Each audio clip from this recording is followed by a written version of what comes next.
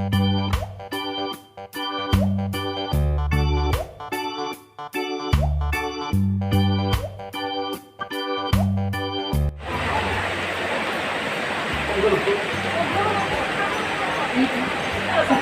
perkenalkan saya Bila Raditya Asmarani, saya calon guru penggerak angkatan 4 dari Kabupaten Klaten. Terima kasih.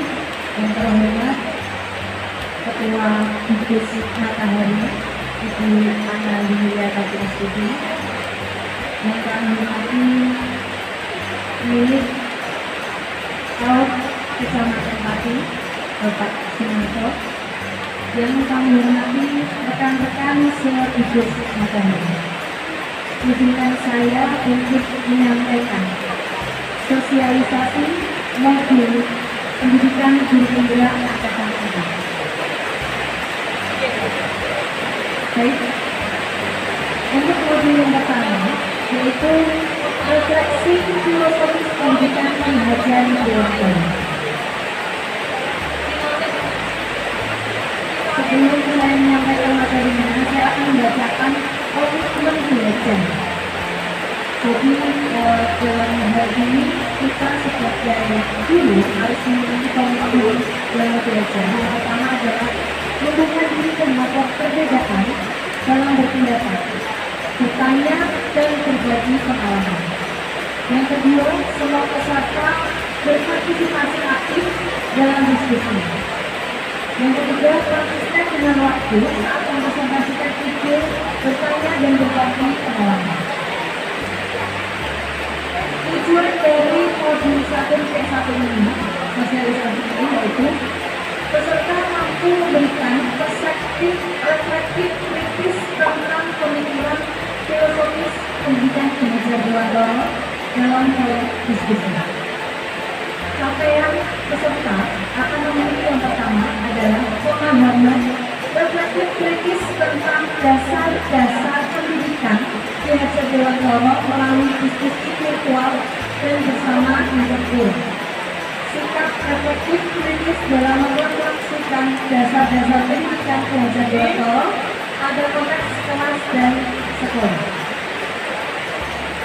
Yang pertama, dasar pendidikan Ki Hajar Dewantoro yaitu adalah menuntut. Apa itu menuntut? Menuntut maksudnya adalah menuntut segala kodrat yang ada pada anak agar mereka dapat mencapai keselamatan dan kebahagiaan setinggi-tingginya baik sebagai manusia maupun anggota masyarakat. Dalam hal ini, kodrat manusia itu ada dua, kodrat alam dan kodrat zaman. Yang mana kodrat alam itu ada pada diri kita, ya, timbul dari diri kita. Sedangkan kalau kodrat zaman itu timbul dari zaman sekarang. Misal kita sebagai guru harus mengikuti kodrat zamannya. Kalau sekarang zamannya adalah teknologi, ya kita harus bisa mengikuti teknologi yang ada, tapi tidak lupa dengan kodrat alamnya. Kalau kodrat alam anak adalah bermain. Nah, ini ya. Yang kedua, dasar pendidikan Ki Hajar Dewantoro, kodrat anak yaitu merdeka. Maksud dari manusia merdeka adalah manusia yang hidupnya lahir atau batin tidak tergantung kepada orang lain. Akan tetapi bersandar atas kekuatan sendiri. Maksud dari pengajaran dan pendidikan yang berguna untuk berkehidupan bersama lawan merdeka manusia sebagai bagian dari persatuan batin. Pengaruh pengajaran itu umumnya memerdekakan manusia atas hidup lahir, sedang memerdekakan hidup batin itu terdapat dari pendidikan. Jadi merdeka batin untuk pendidikan, sedangkan merdeka lahir itu adalah pengajaran.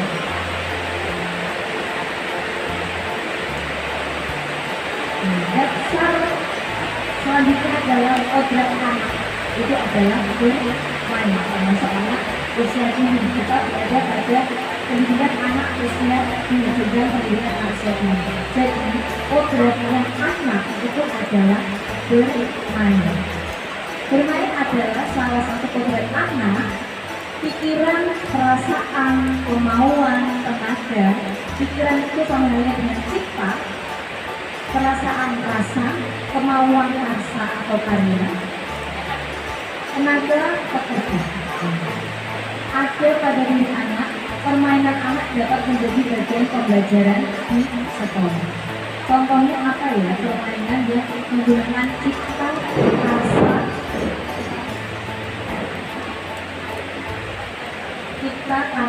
dan tenaga. Kalau orang Jawa pasti sudah tahu ya, namanya permainan gerobak sodor. Gerobak sodor itu pasti menggunakan tenaga, pikiran dan perasaan. Bagaimana caranya bermain gerobak sodor? Menggunakan cipta, rasa, karsa, dan apa dulu namanya pekerja. Kemudian selanjutnya adalah pendidikan yang berpihak pada anak. Apa itu ya? Maksud dari pendidikan yang berpihak pada anak, bebas dari segala ikatan, dengan suci hati mendekati sang anak bukan untuk meminta suatu hal, melainkan untuk berbangga pada sang anak. Ini pemikiran dari Ki Hajar Dewantara pada bukunya. Pendidikan harus terletak di dalam pangkuan ibu bapak, karena hanya dua orang ini yang dapat berhamba pada anak dengan semurni-murninya dan seikhlas-ikhlasnya. Sebab cinta kasihnya kepada anak-anaknya boleh dibilang cinta kasih tak terbatas.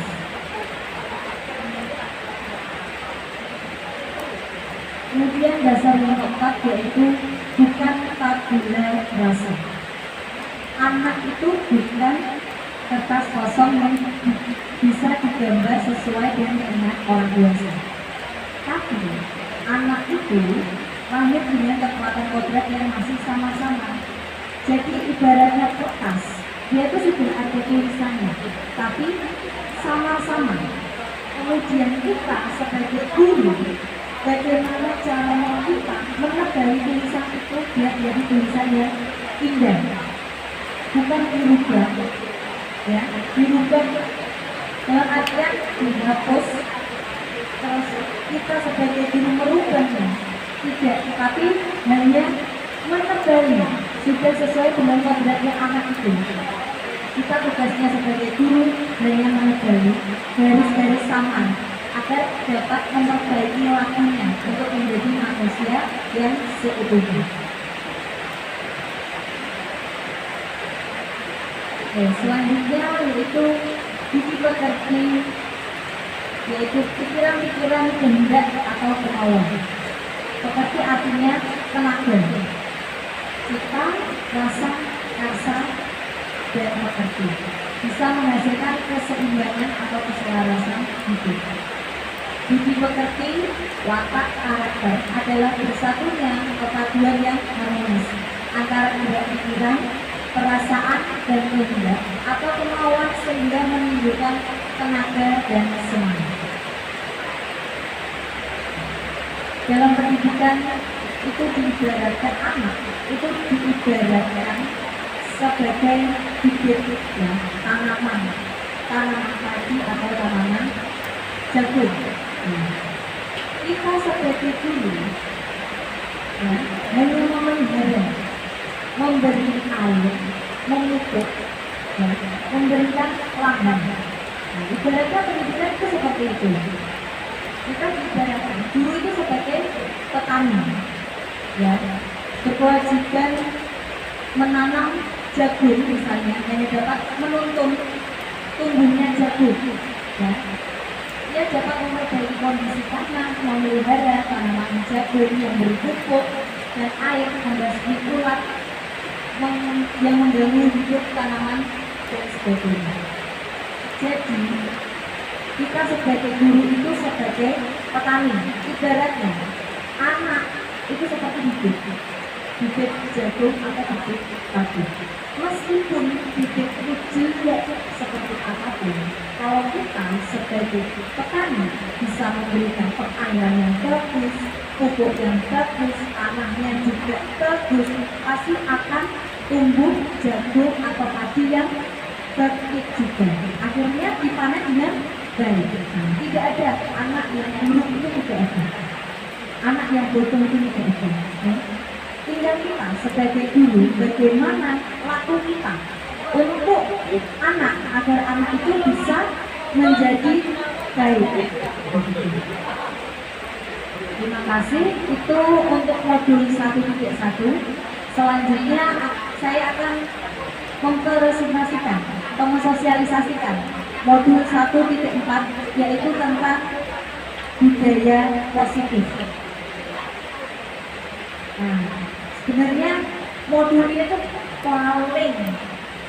paling menyenangkan.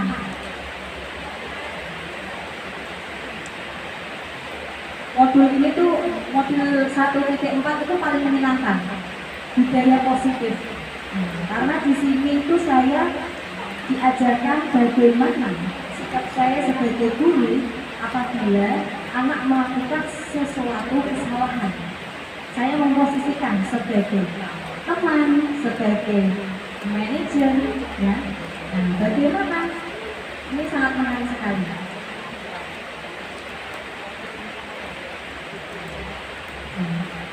Jadi di modul 1.4 ini tentang budaya positif. Untuk capaian pada modul ini menghubungkan konsep, jadi konsep antara tadi pendidikan menurut Ki Hajar Dewantara dengan konsep budaya dan lingkungan positif yang ada di sekolah. Kemudian melakukan evaluasi dan refleksi tentang praktik disiplin dalam pendidikan Indonesia secara umum untuk mendapatkan pemahaman baru mengenai konsep disiplin positif dalam menciptakan murid dengan profil pelajar Pancasila.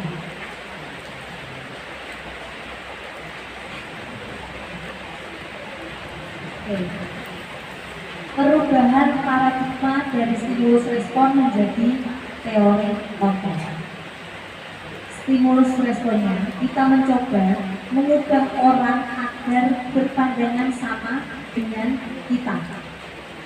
Teori kontrolnya, kita berusaha memahami pandangan orang lain tentang dunia. Kemudian perilaku buruk terlihat sebagai suatu kesalahan. Sedangkan teori kontrolnya, semua perilaku memiliki tujuan, baik perilaku buruk maupun perilaku yang baik itu memiliki tujuan. Kemudian orang lain bisa mengontrol saya bisa mengontrol orang lain. Sedangkan teori kontrolnya hanya Anda yang bisa mengontrol diri Anda. Pemaksaan ada pada saat tujuan gagal.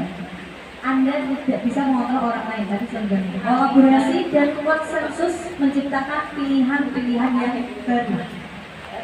Model berpikir, teori kontrolnya sama, model berpikir menang atau kalah. Teori kontrolnya adalah menang. Perubahan paradigma teori kontrol yaitu ilusi kontrol. Yang pertama, ilusi guru mengontrol murid. Yang kedua, ilusi bahwa kritik dan membuat orang lain merasa bersalah dapat menguatkan karakter. Ilusi bahwa semua penguatan positif efektif dan bermanfaat.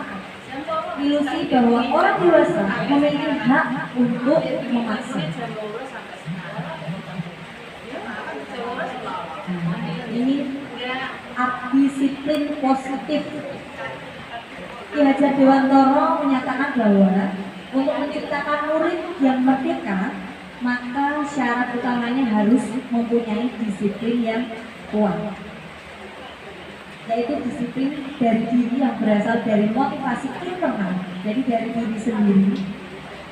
Nah, jika tidak mempunyai motivasi internal, maka diperlukan motivasi eksternal atau dari luar atau orang lain. untuk mendisiplinkan diri kita. Diana Rosen menyatakan bahwa kata disiplin itu berasal dari bahasa Latin, artinya berarti belajar. Juga berasal dari akar kata yang sama, disiplin atau murid atau pengikut. Diana juga mengatakan bahwa disiplin juga berkonotasi dengan disiplin diri murid. Disiplin diri dapat membuat seseorang menggali semua potensi dirinya untuk mencapai suatu tujuan sesuai yang dihargai dan bermakna. Tujuan dari disiplin positif itu apa? Untuk menanamkan motivasi kepada semua siswa kita agar mereka menjadi orang yang mereka inginkan dan menghargai diri sendiri dengan nilai-nilai yang mereka percaya. Motivasi ini berasal dari diri sendiri atau diri siswa, itu internal, sehingga akan berdampak jangka panjang dan tidak akan terpengaruh dengan adanya hukuman dan hadiah. Biasanya kalau motivasi itu dari diri sendiri, pasti anak itu tidak akan meminta imbalan. Misalnya, kalau dia melakukan kesalahan, misal dia terlambat, gitu ya. Tapi kalau disiplin itu ada pada dirinya, ya, berarti dia menanamkan disiplin itu pada dirinya. Dia tidak akan meminta imbalan. Coba kalau peraturan itu dibuat sekolah, ya, sekolah atau guru, ya, sudah salah.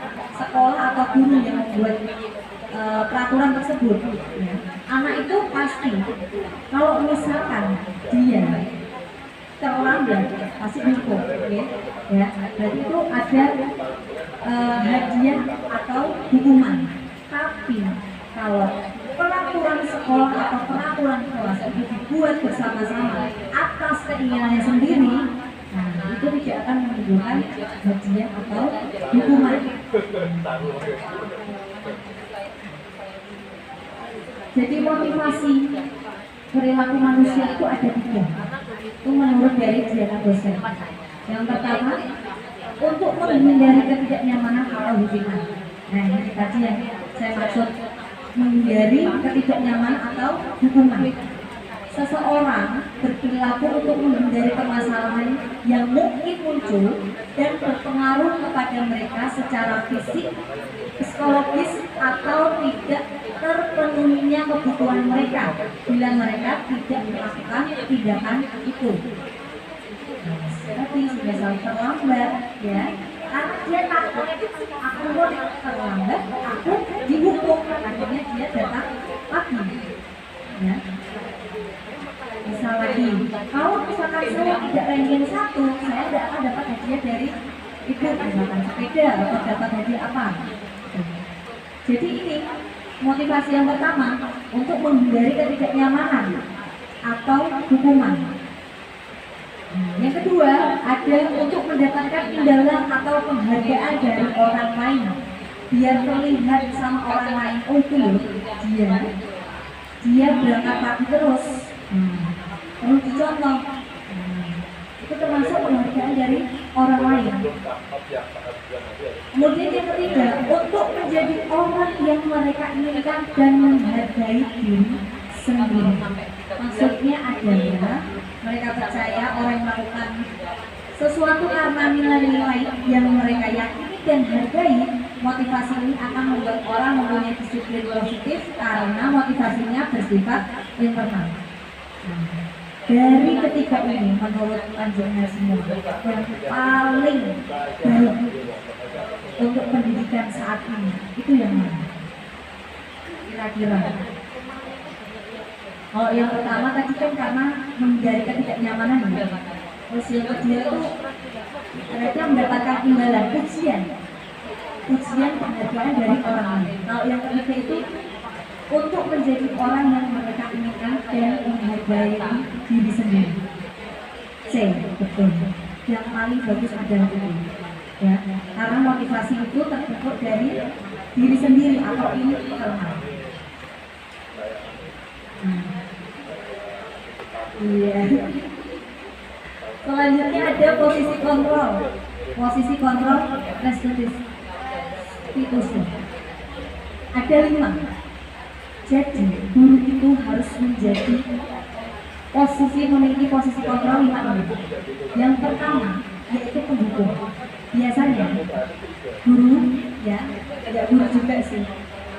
Orang tua juga ya. Biasanya berada di posisi pertama. Ya enggak? Sebagai pendukung. Kalau anak melakukan kesalahan pasti didukung. Kebanyakan seperti itu. Yang kedua, membuat orang merasa bersalah, sama halnya seperti yang pertama, pendukung. Tapi kalau posisi yang kedua ini biasanya itu seperti misalkan bila oke, dicerai melakukan kesalahan, benar apa tidak? Nah, benar apa tidak itu seperti itu? Nah, itu berarti posisi kedua, membuat orang merasa bersalah karena melakukan hal tersebut.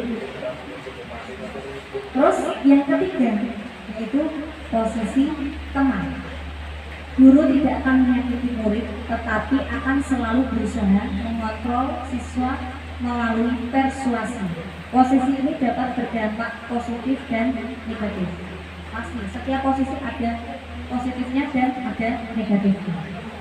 Nah, posisi kita sebagai teman curhat ya buat anak. Kalau misalkan dia nangis, pasti ada anak yang pendiam, menangis, tidak tahu kenapa cucu nangis, tidak ngerti kenapa menangis. Ditanya diam aja, ditanya menunggu tetap nangis, tidak mau ngomong. Nah, kita harus bisa memposisikan kita sebagai apa? Teman. Kemudian yang keempat yaitu monitor atau pemantau. Posisi pemantau berdasarkan peraturan-peraturan dan konsekuensi dengan memisahkan hubungan pribadi. Jadi kita mengontrol ketika anak itu melakukan kesalahan, kita kontrol. Dia melakukan kesalahan. Terus sikapnya seperti apa kalau dia melakukan kesalahan. Kemudian yang kelima, ini posisi kontrol yang paling baik, yaitu manajer. Di mana guru berbuat bersama dengan murid, mengajak siswa mempertanggungjawabkan perilakunya, mendukung siswa menemukan solusi atas permasalahannya sendiri. Nah, di modul ini saya juga dapat tugas itu memecahkan suatu masalah yang ada di sekolah saya. 2 masalah, bagaimana dibikin video dan bagaimana kita sebagai guru bisa memecahkan dan bisa menjadi posisi manajer ini. Nah, semisal ini di sekolah saya ada anak, ya, dia itu berebut mainan, pasti ya. Namanya anak mereka itu pasti.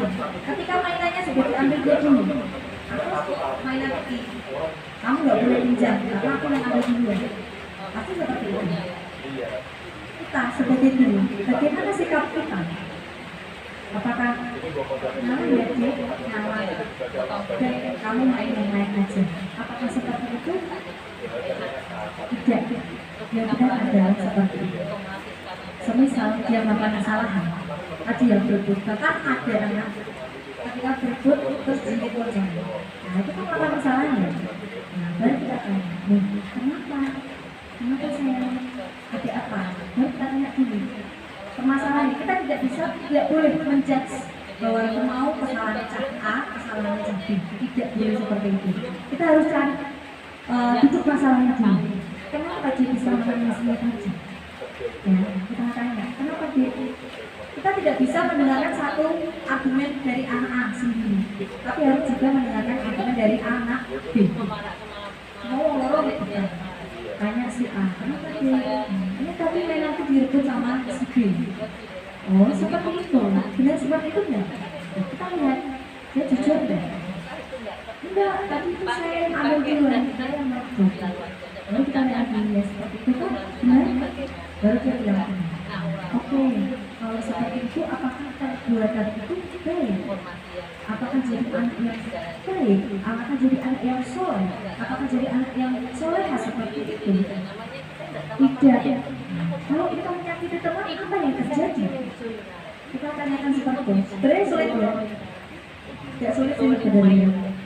Tapi memang membutuhkan waktu Kalau seperti itu, caranya kita mengajak anak untuk terbuka, mau bercerita bagaimana perasaannya, bagaimana apa yang dia rasakan. Ada anak jatuh, jangan terus jangan nangis. Nah, kebanyakan pasti gitu, anak jangan nangis nih. Nah, pasti gitu, pasti. Nah, sebenarnya apa yang harus kita lakukan kalau ada anak yang jatuh? Biarkan dia nangis dulu, biarkan dia meluapkan emosinya. Nah, baru kalau dia sudah diam, oke, kamu tadi nangis, kenapa? Aku tadi jatuh. Kok bisa jatuh? Tapi kenapa? Aku lari-lari. Oh iya, kalau lari-lari itu bagaimana? Ya akhirnya jatuh. Iya, kalau begitu jangan lari-lari ya. Kalau mau bermain, hati-hati. Nah, seperti itu. Jadi kita ajak anak untuk berargumen, memecahkan masalahnya sendiri ketika dia melakukan kesalahan. Bukan kita sebagai guru langsung menjudge anak atau memutuskan masalah itu sendiri. Wes, pokoknya kamu melakukan kesalahan, kamu harus minta maaf sama teman kamu. Tidak seperti itu. Biarkan anak untuk berpikir, oh, kalau saya melakukan kesalahan, saya berarti harus minta maaf. Nah, kalau sudah minta maaf, saya bagaimana? Oh, setelah saya minta maaf, teman saya mau jadi teman saya lagi. Seperti itu. Ini posisi kontrol sebagai manajer. Memang sedikit agak sulit. Tapi kalau kita tidak melakukannya dari sekarang, akan bertambah sulit. Gitu. Kalau di tempat saya, alhamdulillah sudah berjalan di kelas saya. Semisal ada anak melakukan kesalahan, oke. Apakah kamu masih ingat keyakinan kelas kita? Saya selalu seperti itu. Apa keyakinan kelas kita? Dia sebutkan ini. Kalau kamu tadi melakukan seperti itu, apakah itu sudah termasuk di keyakinan kelas? Tidak. Kalau tidak termasuk, berarti kamu saya bukan anak yang baik. Dia berpendapat sendiri. Bukan kita meladeni anak itu sendiri, tapi dia berpendapat sendiri bahwa kalau saya melakukan kesalahan itu, saya bukan anak yang baik, bukan anak yang soleh, bukan anak yang penurut, tidak sesuai dengan keyakinan kelas. Nah, ini keyakinan kelas. Apa itu keyakinan kelas? Yaitu nilai-nilai kebaikan atau prinsip-prinsip yang disepakati secara universal. Orang akan lebih semangat atau tergerak untuk melakukan keyakinan daripada hanya mengikuti aturan. Akan berbeda. Kalau aturan dibuat di sekolah, yang membuat gurunya atau kepala sekolah misalnya. Jangan datang terlambat, misalnya memakai seragam ini setiap hari ini misalnya. Di sekolah, di kelas tidak boleh rame, misalnya seperti itu. Terus harus bersama pada tempatnya. Itu aturan. Ya. Tapi kalau keyakinan kelas, semisal di dalam kelas, oke teman-teman. Hari ini kita membuat keyakinan kelas. Apa itu keyakinan kelas? Oh, keyakinan kelas itu bagaimana kita membuat kelas kita menjadi lebih baik lagi. Oke, Bunda kasih contoh keyakinan kelasnya apa ya? Oh, kalau berdoa kita harus bagaimana? Oh, harus khusyuk. Nah, kita buat keyakinan kelas. Berarti kalau setiap kita berdoa harus yang khusyuk. Oke, selanjutnya apa lagi? Tidak boleh teriak-teriak di dalam kelas. Dia yang membuat sendiri, itu namanya keyakinan kelas. Keyakinan kelas diciptakan sendiri dan dilaksanakan sendiri pada anak. Ya, bukan guru yang membuat aturan itu, tapi anak. Jadi kalau aturan itu dibuat anak, pasti anak akan ingat selalu, pasti. Apa sih keyakinan kelas? Tidak boleh teriak-teriak di dalam kelas. Langsung apa lagi? Oke. Kalau orang sudah berbicara harus mendengarkanku. Terus apa lagi? Membersihkan kelas. Oke, berarti menjaga kebersihan. Kalau misalkan kelas yang kotor bagaimana? Kita ambil sapu, kita nyapu. Itu sudah berjalan di kelas saya. Ulang setiap kita kan tidak ada istirahat sebenarnya, tapi kita membawa bekal. Jadi kita tidak istirahat di luar, tapi membawa bekal. Setelah makan bekal, kita lihat kelasnya kotor. Loh, kok kotor ya kelasnya? Apa yang harus kita lakukan? Oke, aku ambil sapu, kamu ambil ikat. Dia bertanggung jawab sendiri, langsung ambil sapu, ambil ikat, nyapu kelasnya.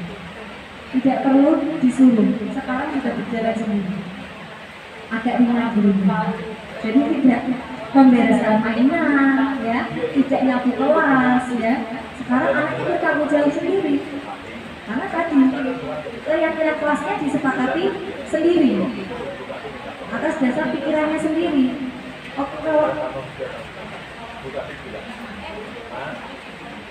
Oke, kalau misalkan keyakinan kelas itu dilanggar sendiri, dia yang membuat sendiri. Kamu tadi gak temennya, ya, kamu berarti gak punya teman, kamu seperti itu. Nah, kalau keyakinan kelasnya itu dilakukan sendiri, dibuat sendiri, pasti anak itu akan enjoy di kelas. Nah, di kelas pasti akan enjoy.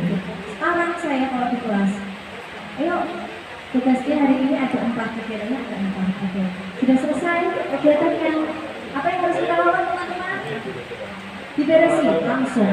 Mereka bawa alatnya sendiri di masing-masing lagi. Misalkan aku masih kotor, ambil aja. Mereka langsung taruhkan aja. Misal ada sampah, entah itu sampah siapa, punya dia atau punya temannya, dia bertanggung jawab untuk ini kelasnya biar bersih. Kelasnya biar tetap bersih. Gitu.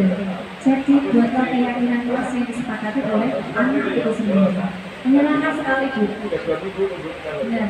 Nah, selanjutnya ada restitusi. Apa itu restitusi? Restitusi merupakan proses menciptakan posisi bagi murid untuk memperbaiki kesalahan mereka, sehingga mereka bisa kembali pada kelompoknya dengan karakter yang lebih kuat. Restitusi dapat membantu murid menjadi lebih mempunyai tujuan, disiplin positif, dan memulihkan dirinya ketika berbuat kesalahan. Restitusi